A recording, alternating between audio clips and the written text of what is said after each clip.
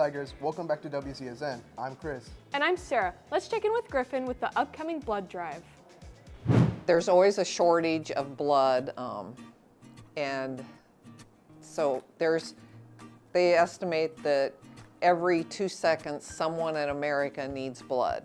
And if 1% more people would give blood, then there would never be a blood shortage. So there's not that many people that give blood. So it's important, especially at a young age, to start so you get into that habit.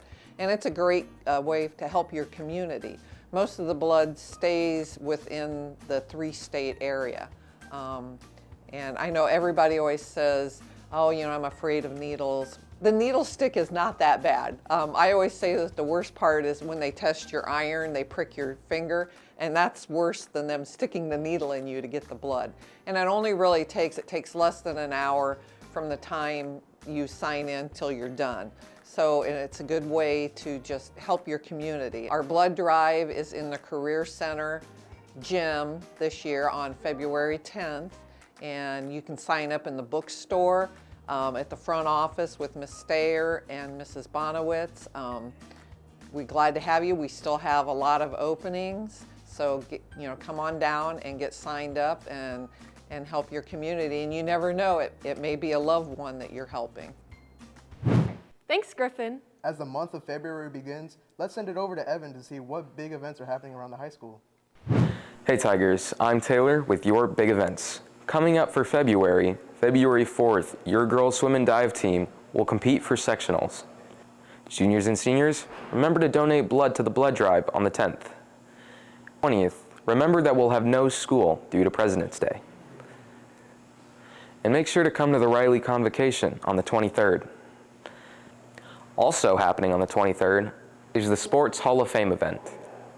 And on the 25th, a magical day for the little kids. Lastly, on March 1st, we have the SATs coming up, so juniors, be prepared. Okay. Well, Tigers, that's all the big events we have for you this month. I'm Taylor with WCSN. Hey Tigers, did you know that Warsaw has a significant Spanish-speaking population? In this series of stories, I will be covering all the different Spanish programs offered by Warsaw. For today, I went to learn more about the Spanish classes offered at the high school. I think Spanish is everywhere. You can use your skills in any career that you choose. Talking to clients, talking to colleagues, talking to patients, customers. I just think it's so important to be able to expand your resume. I think it would look really good on your resume to be able to say that you're bilingual, or at least you know some Spanish to get you by in your field. You can actually take Spanish 1, and then you can go all the way to AP Spanish. So there's Spanish 1, 2, 3, 4, and 5, which is AP, and then you've got a class of dual credit that you can take. If you are a native speaker, we do offer Heritage Levels 1, 2, and 3, which will take you then up to AP if you wish. Well, I think it's really important, especially because we have a large Hispanic and Spanish-speaking community around Warsaw, that we all kind of learn parts of Spanish so we're able to communicate with the people around us. And for me, this class has been big in that, just learning how to speak kind of the way that native speakers will talk, like conversationally and things like that, because it's opened up opportunities for me to be able to speak to people in Spanish at work, outside of school, on my team, and things like that. So Spanish has helped me communicate with my extended family and other people out in my community that I wasn't able to communicate with before. I really enjoy Spanish. It's a great community, great teachers, all of them. They're very good at teaching the subject. Now let's send it to this week's 15 words or less.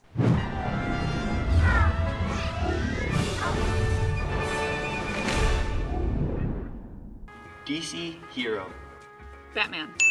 Wash your hands. Please. With soap. Sun. Day. Sun in the sky. Sunshine. Reading. Sunglasses. Granny does this on the couch. Oh wow. Knits. With crochet. With knitting needles. Yarn. SpongeBob catches these. Butterflies. Bubbles. Butterfly thing. I didn't watch SpongeBob. I was sheltered. SpongeBob catches these. They catch rainbows. Sunshine. Okay. Yeah. things that, is it undersea themed? Undersea themed, jellyfish, jellyfish, jellyfish, sorry, jellyfish. Slither, Snake. type numbers, Personality trait. type numbers machine, Typewriter. addition, type numbers machine addition, Calculator. Miss Piggy, Muppet, Miss Piggy Muppet, Kermit. teenage, Boy. mutant, Ninja Turtles. and I'm Rick, Rick and Morty. Vegetable Rick. I want to take this time to thank my mom. Dill. Pickle. Thank you. Oh, I want to take this time to thank my mom. I want to say thank you for everything you do for me. Yes. Now, to wrap up this newscast, let's send this over to Layla for sports.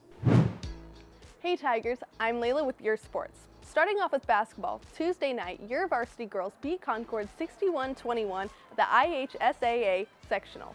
Your very own Brooke Zartman beat the record for most three-pointers in a single season. Wednesday night, your freshman boys beat St. Joseph High School 23-19. Last night, your JV boys beat Mishawaka. Varsity boys followed in a very close game, beating the Cavemen 57-54. The Tigers will be very busy this Saturday.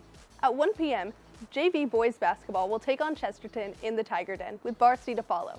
Meanwhile, your freshman boys will take on Chesterton in the Career Center gym. At 9 a.m. on Saturday, varsity wrestling will compete in regionals at Penn. At 11 a.m. on Saturday, varsity gymnastics will compete in the Lakeland Invitational. Now for swim. Last night, your Lady Tigers competed in their preliminaries. All the girls will move on, and this Saturday, they'll continue with finals at home. WCSN wishes you the best of luck in all your upcoming events. Well, that's all for sports news. Back to Chris and Sarah. Well, Tigers, that's all the news that we have for you today. We'll see you next time.